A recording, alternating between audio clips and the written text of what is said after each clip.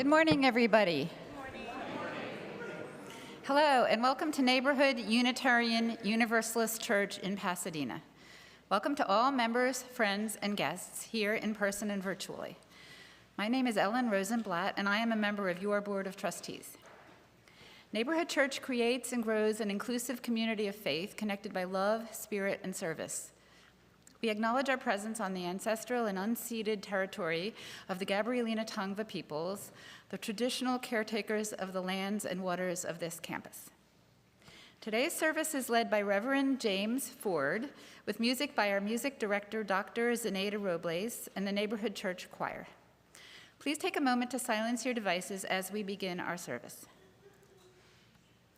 Our visiting minister, Reverend James Ishmael Ford, served as a UU parish minister for 25 years and is minister emeritus of the First Unitarian Church of Providence in Rhode Island. In his early retirement, he has been consulting with and speaking at UU churches in the greater Los Angeles area. He is also a fully authorized spiritual director in the Zen tradition and is the author of 5 books on aspects of Zen Buddhism and the spiritual life. His 6th book, The Intimate Way of Zen, Effort, Surrender, and Awakening on the Spiritual Journey, is forthcoming in July from Shambhala Publications. James and his spouse, Jan, have been attending Neighborhood since the beginning of the church year. Welcome, James.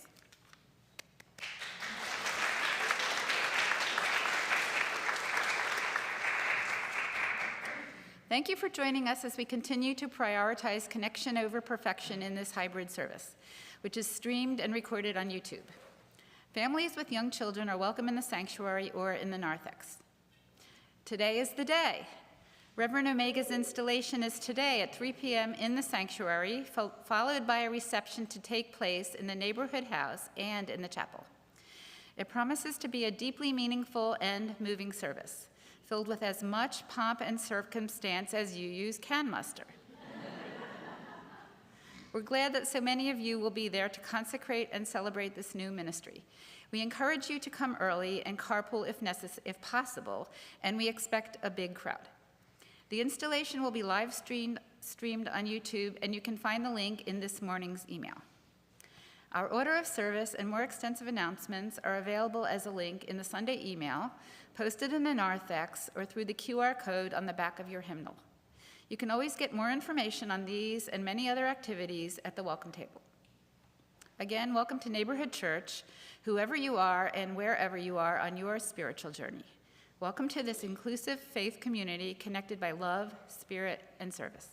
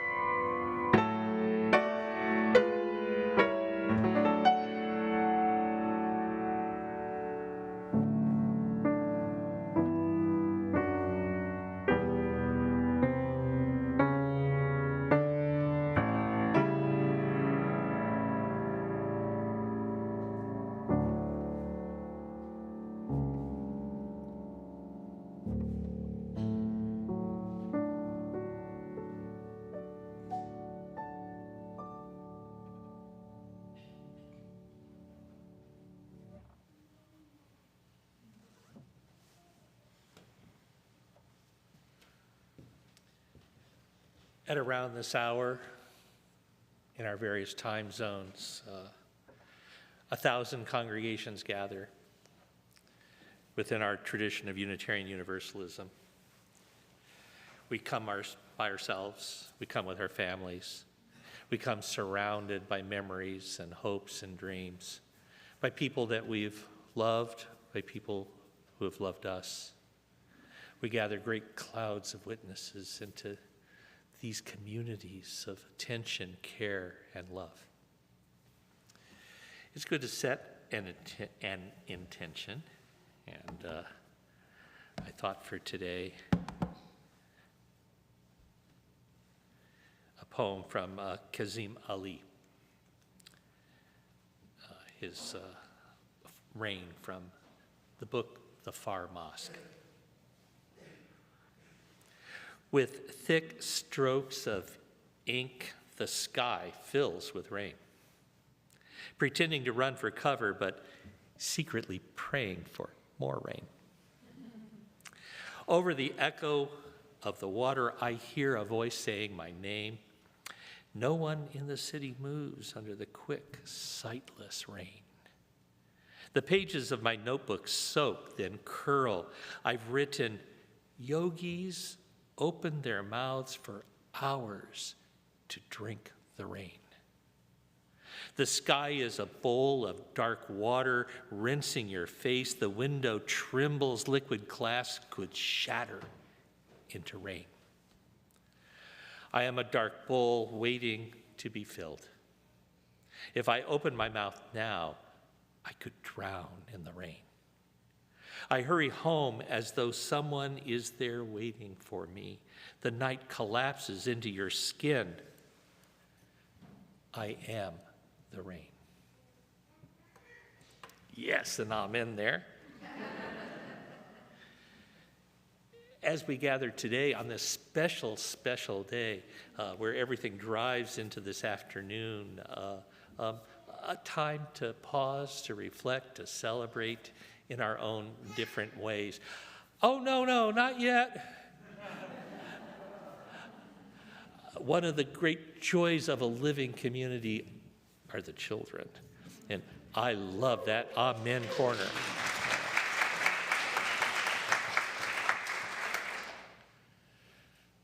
And today, here we are.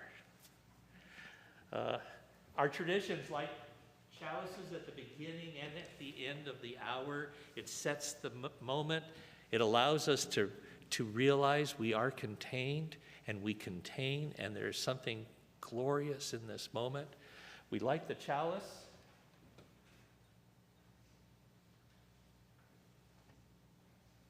Some easier than others. I mentioned at the first service, I've often, in the churches that I served, I rarely was allowed near the fire.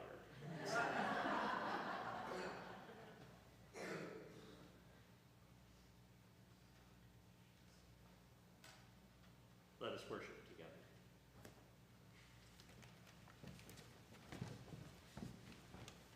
Our opening hymn is number 148. Please rise in body or in spirit and join us in singing Let Freedom Span Both East and West.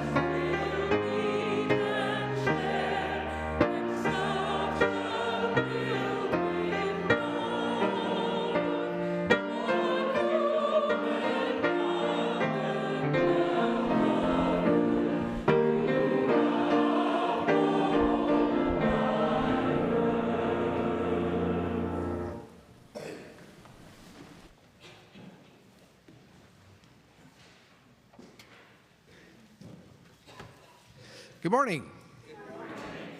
I am Matt Vasco, your Director of Spiritual Exploration, and it's such a joy to be with you all this morning. I'm actually just thrilled to see how many people came for service this morning. Give yourselves a round of applause. I thought, wow, with the installation happening this evening, nobody's going to be here. And it rained and everything else, you know, but look at you. You're all here. Give yourselves a round of applause. That's like extra points toward heaven or something, if you believe in that kind of thing. So, this is 30 Days of Love. We are in the midst of the Unitarian Universalists Association Side with Love campaign, 30 Days of Love, each week focusing on another important aspect of our faith. This week, we are focusing on LGBTQ plus equality. Yeah, that's right. That's right. That's worth cheering for. And bodily autonomy. Yes. You know, to put it in a kid-friendly way, the way we can say that is to say that each of us is the boss of our own body. Right?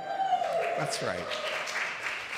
So, and that's what UUs believe, and that's what we teach in OWL, and that is what many folks across the country are fighting for right now when we talk about LGBTQ plus rights, the right of people to be able to make their own choices, right? That's what it's about.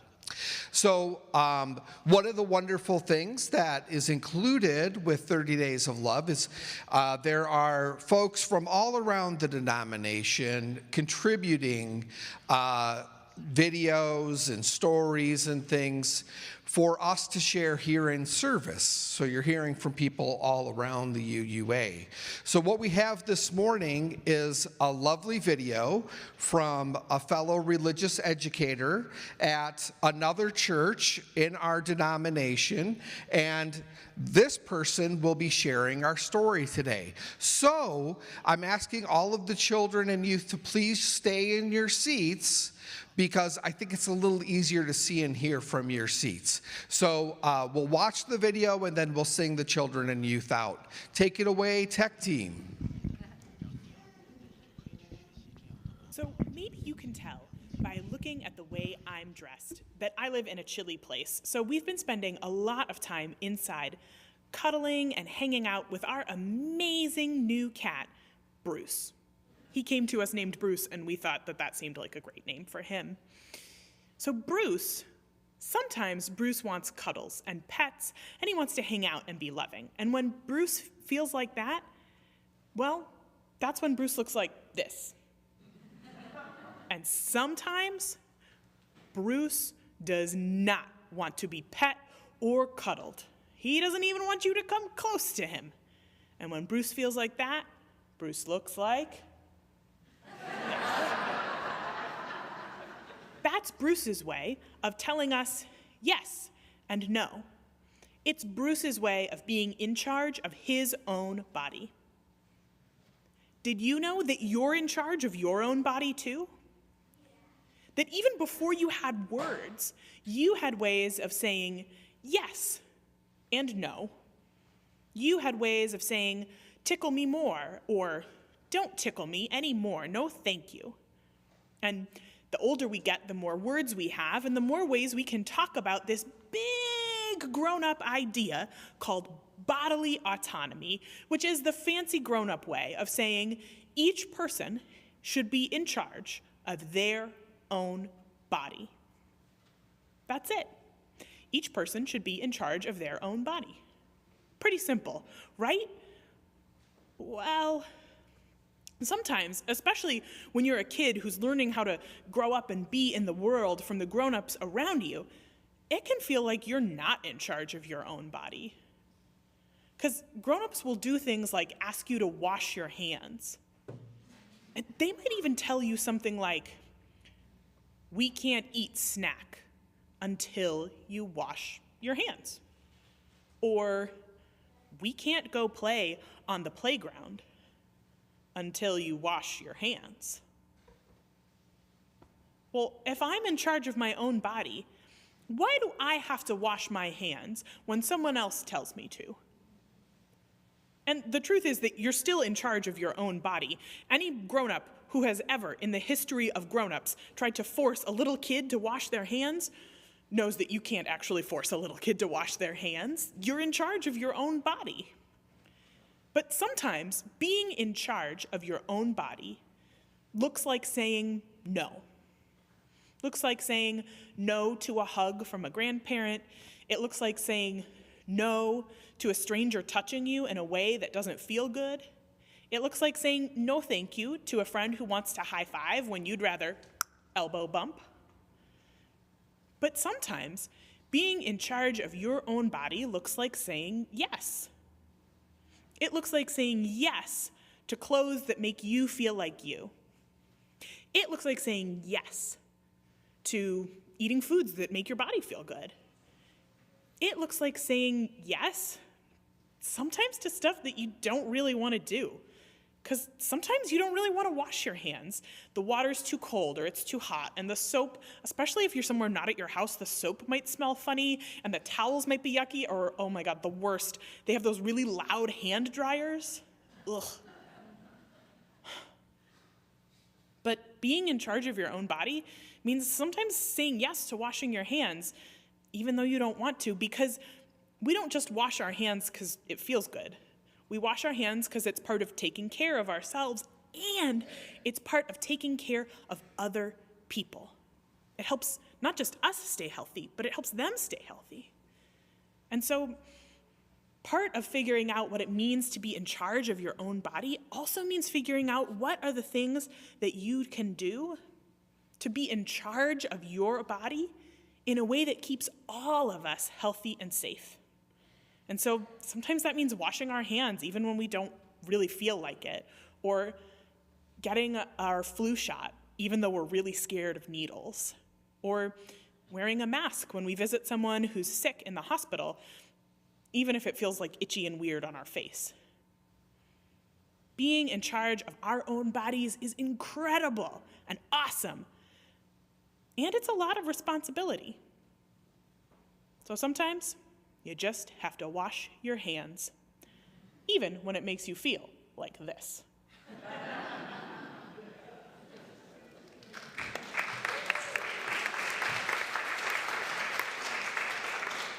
All right, let's sing our children and youth out to their spiritual exploration classes.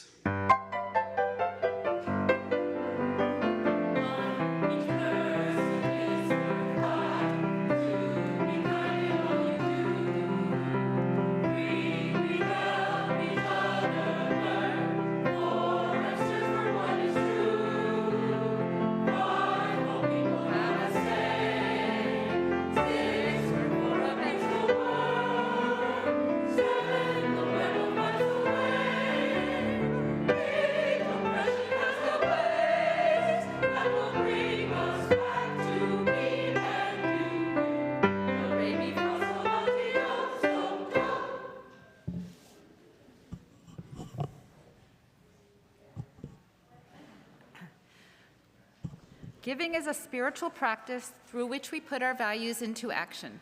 Each Sunday, our congregation dedicates 100% of its contributions to a local social justice organization or activity. In addition to the plate, online giving is available using the QR code on the donations box just outside the sanctuary, or using the text instructions shown on the screen. If you wish to make a payment towards your pledge or contribute to church operations, make a note in the subject line or use an envelope available at the donations box. This week, our gifts go to Northeast Trees, and here to tell us more about that is Matt Basco. I just can't get enough of you all today. I'm back. So I was really honored to be asked to speak about Northeast Trees, and I want to tell you a little bit of a story about why. So I've been director of what is now called Spiritual Exploration here at Neighborhood Church for almost 7 years now. And so people who have maybe only been with us a couple of years may not realize that I actually started out here at Neighborhood Church as a member way back in 2004. So when I started as a member back in 2004, I heard about this really cool member who had made a pledge to plant a tree a day from the day he retired from his day job for the rest of his life. Some of you might know who I'm talking about. And I thought, that's really cool. I got to meet this guy. And so it turned out he was a really friendly older gentleman by the name of Scott Wilson. And Scott would sit out here on the patio in about the same spot every week after service. And I just sort of made a habit of going and sitting next to him and chatting him up a little bit. And had lots of great conversations with Scott about planting trees and his mission in life and how meaningful it was to him. And one of these Sundays, while we were chatting after service, he told me that he had actually gone so far as to start a nonprofit organization to help him in this process of planting trees. And I thought, wow, what a fantastic way to help you stick to your commitment, right? If you really want to stick to something you've pledged yourself to doing, then start a nonprofit organization dedicated to that cause and recruit and inspire other people to help you in your cause, right? So that was Northeast Trees. That was how I first learned about Northeast Trees, from my friend Scott sitting on the patio after service one Sunday. And I'm also honored to be able to say that I became really good friends with Scott's wife, Claire Lee. And my wife Delphine and I and Claire Lee were all really good friends, and she became like another grandmother to my children. And Scott and Claire Lee have passed now, and Scott passed away first, and Claire Lee used to say something that she felt was important to say about Scott, which is that he was just a regular guy. You know, Scott was just like you or me. He's just like anybody else. And I think she felt like that was important to say because it just shows what a difference you can make when you really commit yourself to something. You know, commit yourself to a cause and make a habit out of going out there and trying to make a difference in the world. So Scott's legacy is his legacy of tree planting lives on in Northeast Trees still today. We actually just had a fantastic volunteer event as part of Reverend Omega's installation weekend with Northeast Trees just yesterday at Ascot Hills Park near the County USC Medical Center. And I gotta tell you, it was so well organized. Northeast Trees did a fantastic job of putting on a really great event for us that was both educational and was a very meaningful service project. So definitely an organization to get involved with if you're looking for a place to volunteer. And then I thought, to help inspire you to want to give, I would just run down the numbers really quick on how much Northeast Trees did just in 2023. So here's Northeast Trees by numbers. 3,309 plants and trees planted. 6,526 trees maintained. 1,417 plants and trees distributed. 136 acres of habitat stewarded. 1,750 homes visited for tree surveying, 154 active partnerships with other nonprofit organizations, 62 community events, that's more than an event a week, 1,500 volunteers hosted for a total of 4,540 volunteer hours. Yeah, you can applaud that. So please give generously to Northeast Trees, and remember, it all started with a member right here at Neighborhood Church. Thanks, everybody. Thank you, Matt. I want to second how wonderful the event was yesterday. I was there, and it was so well organized. And like, I don't have a green thumb, and I didn't kill anything, I think. They taught you how to do everything they wanted you to do. So will the volunteers please come forward, and thank you in advance for giving generously.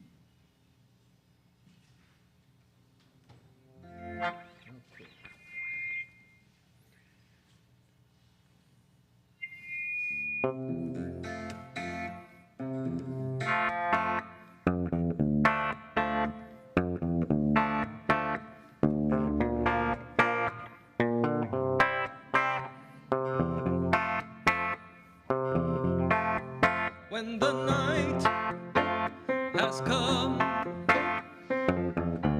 the land is dark and the moon is the only light we'll see. No, I won't be afraid.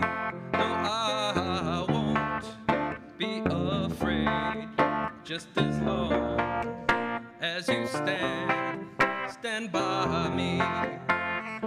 So darling, darling, stand by me. Oh, stand by me. Oh, stand by me. Stand by me. If the sky that we look upon should tumble and fall, or the mountains should crumble to the sea, I won't cry, I won't cry, no, I won't shed a tear, just as long as you stand by me. So darling, darling, stand by me. Oh, stand by me. Oh, stand by me.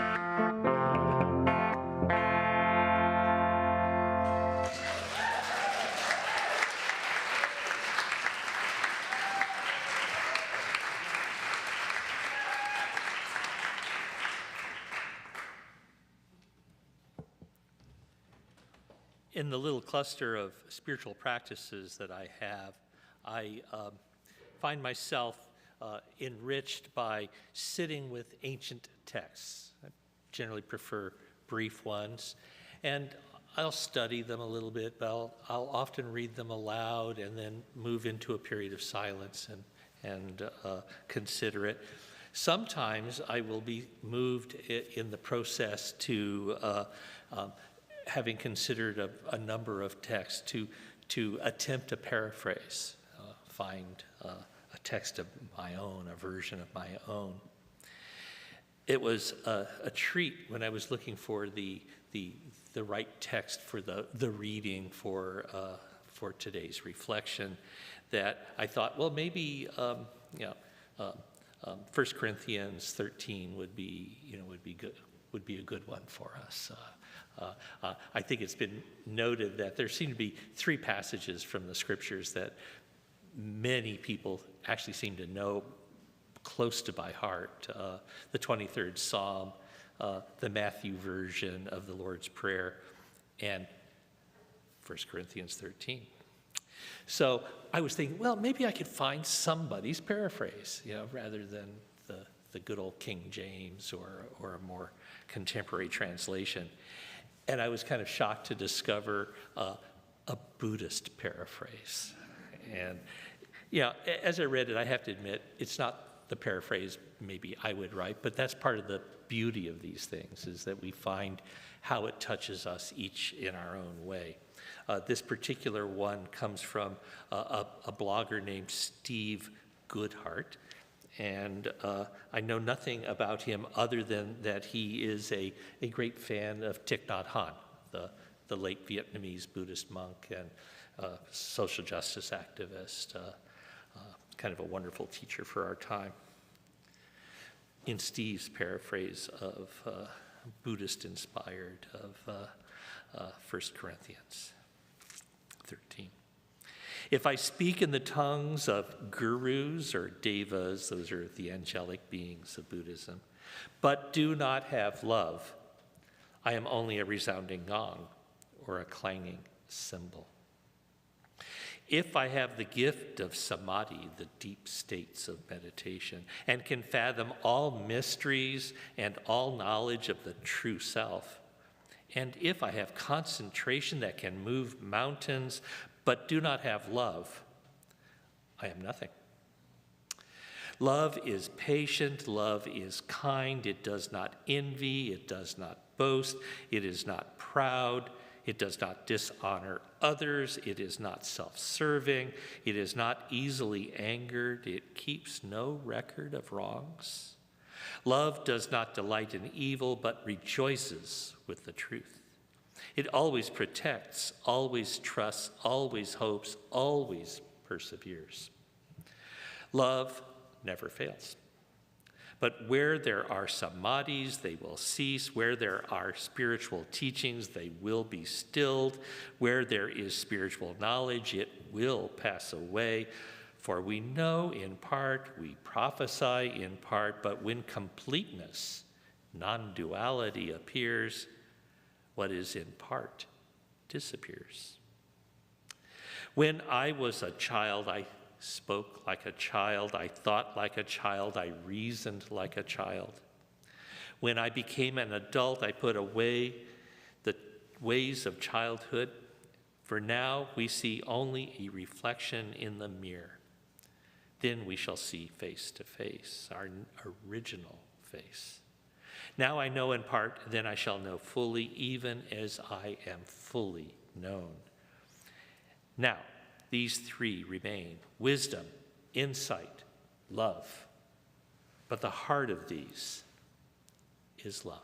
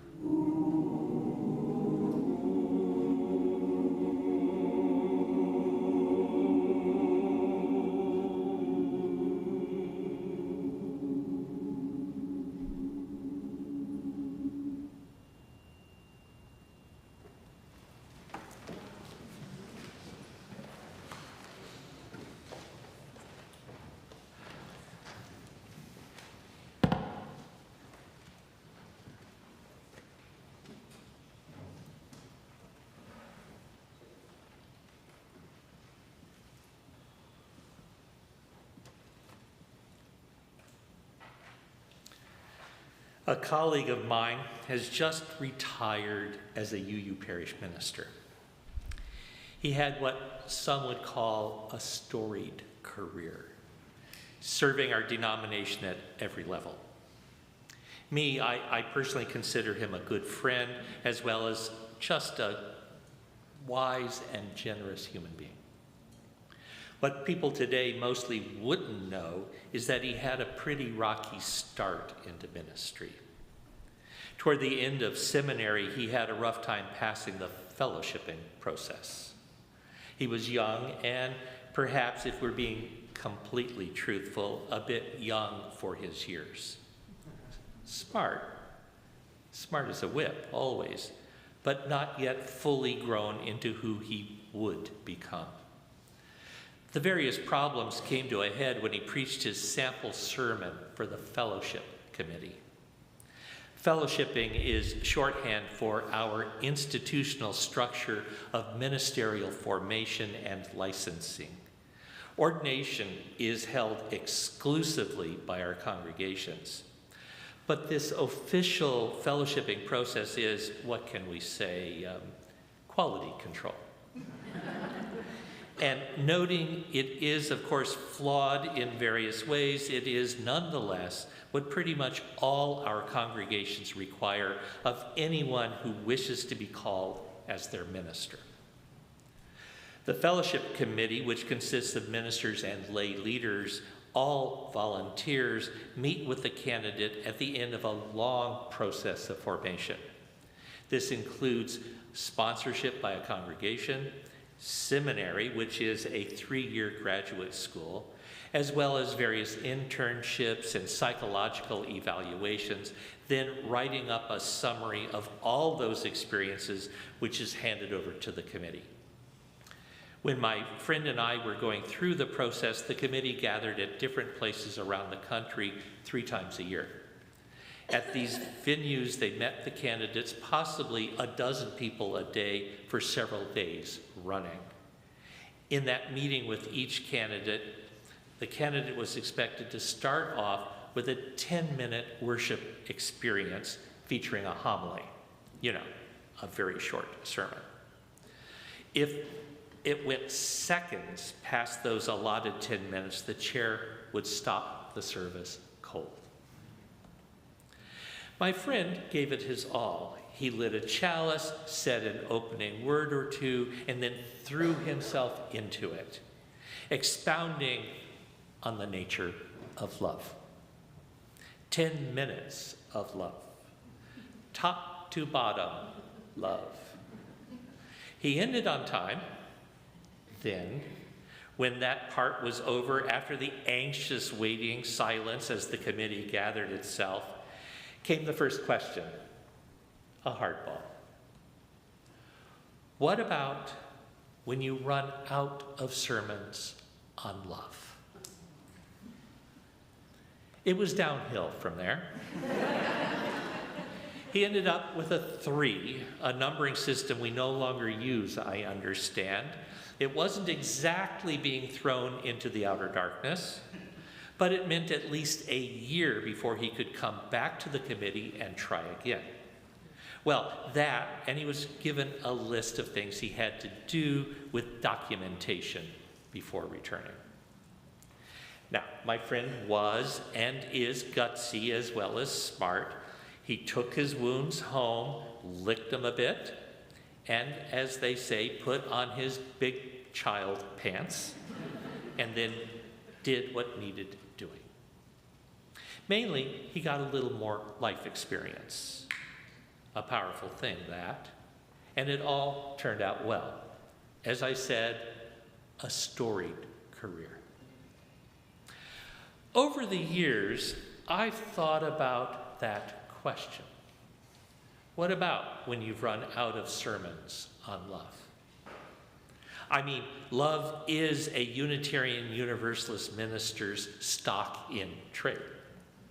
Heck, you're getting a month of sermons on love here at Neighborhood, and not just because of Article 2. There are abiding questions at the front end. How do we define love? love turns out to be a slippery beast. And if we're not about love, what are we about? And after all that can be said about love has been said, what then? Now, one of my Zen teacher friends heard this story and quick as a heartbeat replied, "Why preach a sermon on love?" She might have added for clarification, "Of course." Her suggestion reminded me of my preaching life and those relatively few occasions that we visited a theme every year, like MLK Day or Christmas. I found in most cases it was only after I had exhausted all the conventional things to say, visiting the dictionary, very UU thing, telling my personal stories, the more obvious analysis of whatever, and finally was faced with a void, a rather daunting silence, before things actually started getting interesting. As to love, I've discovered over the years it really is an endless reservoir of hope for us all. That strange word love is a pointer to something as important as life itself. And definitely, returning to love over and over is a worthy enterprise. Even when we're pretty sure we've said it all before, heard it all before. In this month of love, especially today, when this afternoon, if we're not washed away in the rains, this congregation and the Reverend Dr. Omega Burkhart are going to make explicit a covenant of relationship. This covenant moves us into what I actually think of as a ministry of love. So, what a great time to visit the mystery once again. I suspect you've heard definitions enough for a while, and really I find the juice is in the illustrations. With that, I found myself thinking of Robert Fulghum. Fulghum, as he prefers to be called, is a UU minister. You may remember him. Back in the 1980s, he was working as a parish minister in the Pacific Northwest. Someone took one of his newsletter columns, something about finding a rule for life in kindergarten, photocopied it, and passed it around to friends. That little list ended up posted on refrigerator doors all around the country. Eventually, a literary agent discovered it, and that led to a series of books, nearly all hitting the New York Times bestseller list. I understand he now lives on a small island off of Greece. In the heyday of his writing life, we, his colleagues, pretty much all of us would-be authors, took comfort in sharing among ourselves how Fulghum may have hit the literary big time, but he really is pretty shallow. I mean, do you really learn everything you need in kindergarten? Well, maybe. The catch is that the surface of things is in fact where the action usually is. You want to know about living life as it is? You want to find depth? Well, you can do worse than look at some of his little vignettes of very ordinary life. For instance, it turned out one day Fulghum decided to collect stories about love. It would be his 8th book, and I believe his last. In preparation, he went to his favorite Seattle coffee house. There he took over a small table and set up a sign. It read, "Tell me a love story, and I will buy you a cup of coffee and make you famous." The hard requirement was that the stories had to be short, and these stories had to be true. True as in factual. There are, as we know, other truths out there which are also valuable, but here he wanted the flesh and blood of it. As Fulghum reported it, at first there was hesitation. He noted some of the people would roll their eyes and laugh and say they had a love story all right, but it wasn't short and it wasn't sweet. He persisted, and finally people began telling their stories. A small band began to gather around, listening and sometimes joining in. The shortest story came from a 4-year-old girl. She was sucking her thumb while clinging to a yellow blanket.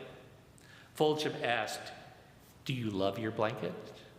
The little girl nodded in affirmation. Then he asked, "Does your blanket love you?"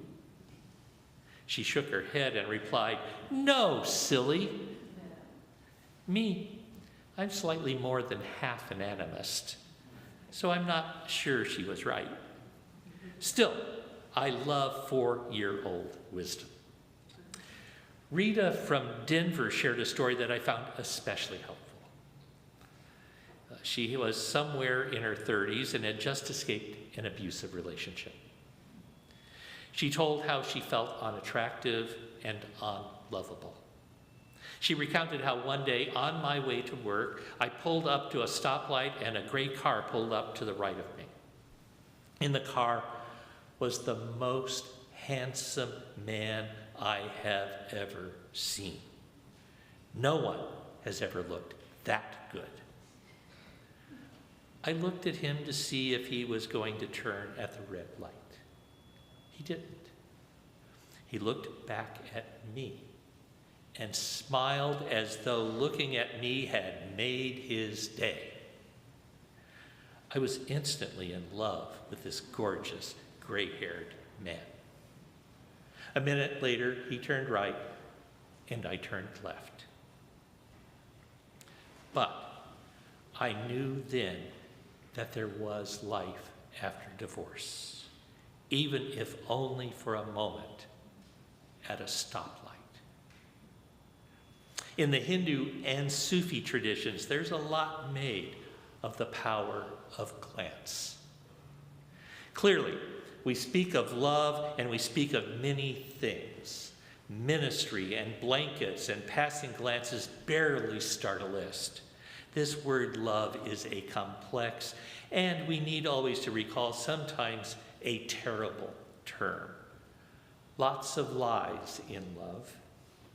I think it is important to recall how in George Orwell's 1984, there's another ministry of love, literally the ministry of love, which was charged with controlling the populace.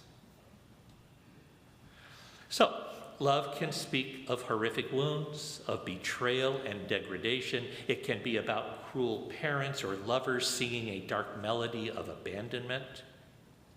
It can be about estrangement or resentment or jealousy. That word love can hint at hurt so deep no one can ever fully plumb their depths. Love is good. Love is ill. Love on the surface of things. Love as a force holding the world together and tearing it apart. As we all know, many say love is God. Now, for me, having the brain I have to pick and poke and try to be as accurate as I can, even when things are slippery, maybe most so at those times. So, I have a problem with the word God when it is meant to stand for a consciousness separate from us, from you and me and the world, that somehow plans and directs things. I find scant evidence for that kind of God. But there is image and dream. Reverend Omega, in one of her sermons, tells us, what would love do here? Here, this place, this messy place, this moment, this messy moment. And she answers, I think love would sing. The harmony presents and it invites. Love has many melodies, some harsh and dissonant, some astonishing and subtle and beautiful. And always with invitations. No wonder people might witness this many-splendored thing which arises singing among and within us and call it God. So, what does all this mean? For us here. For us in this afternoon, as this afternoon, some commitments are being made, as promises are about to be promised. as a song of call and response is sung. Last week, Reverend Omega spoke of covenants. Our gatherings are covenants of presence, and they are informed at their best by a willingness to be of service as much as to be served. As Omega said in another of her sermons, here now we gather, not independent, but interdependent. I suggest the whole project for us here is a matter of clarification. Clarification of our lives, clarification of how we live together, symboled and lived within our shared lives as this congregation. It is within this profound intimation of interdependence we can find pointers to what love is when lived. The worthy love, the God love, the dream of human possibility love. But not ignoring the lesser or more shadowed loves either. It all has to come along, the broken and the healed. We're not complete unless we bring it all. But with attention and care, the right harmony is found, and the several truths of love are revealed as divine. This project is about the loves that are and the love that can be, the love that is found with care and attention and action. So, a path of clarification, a path of songwriting, of hearing the ancient melodies more clearly, and out of that, co-creating worlds. I think of my ministerial colleague in both his incarnations, young and callow, older and venerable. I think of Robert Fulgham. I think of blankets and glances. I think of songs. I think of that covenant into a ministry of love that many of us will be attending with Reverend Omega this rainy afternoon. If you are wondering what follows when we run out of sermons on love, I suggest you come this afternoon. It will reveal a lot of what is and can be. Some laughter, I bet some tears. I hear there will even be some jokes, and maybe a cake. But most of all, it will be people who promise things and who try to live into those promises. Love on full display. There's always, of course, a next step, of course, but that's for tomorrow. And you know, love will show the way. Amen, friends. Amen.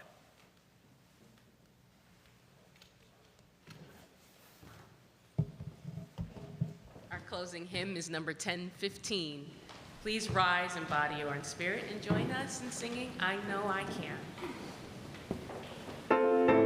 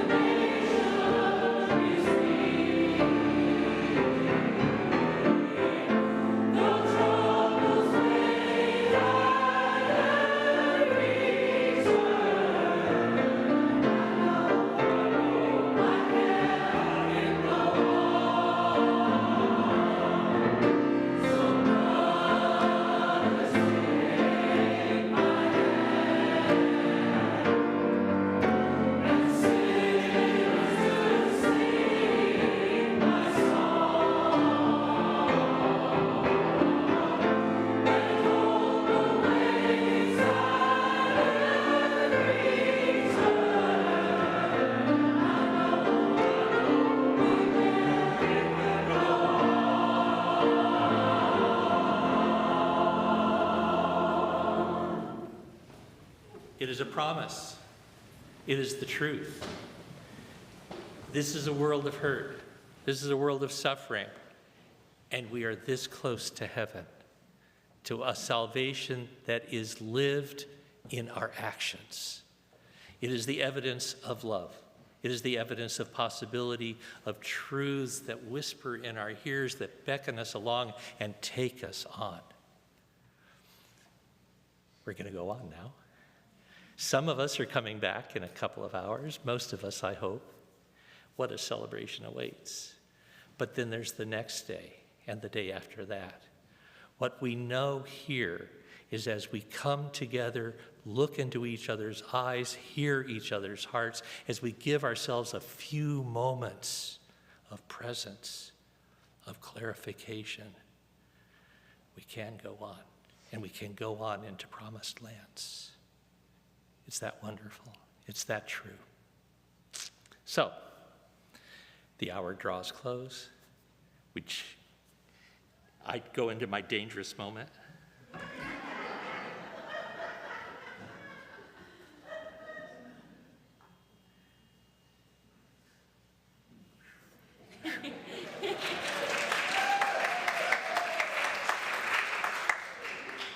And now, dear ones, let us depart in peace, and maybe with just a hint of unrest. Amen.